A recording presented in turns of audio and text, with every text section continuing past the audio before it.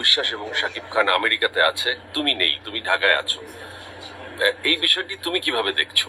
অপু বিশ্বাস শাকিব খান মিলে যাচ্ছে, তুমি হারিয়ে যাচ্ছ জীবন থেকে।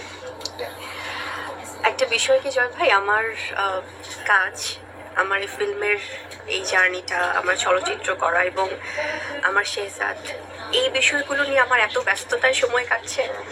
কারণ শেহজাদের বাবাও আমি, শেহজাদের মাও আমি, সো আমার সেই জায়গা থেকে অনেক দায়িত্ব।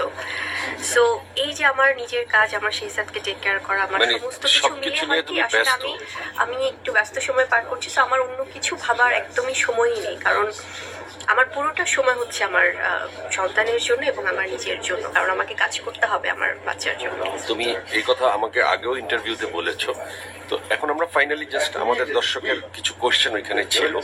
দর্শক তোমার প্রতি প্রচুর পজিটিভ ইমপ্রেশন নিয়েছে, কিন্তু একটি জায়গায় দর্শক তোমাকে কখনোই তোমার উত্তরটিকে ক্লিয়ার করতে পারে না, তুমি কি বলতে চাচ্ছ।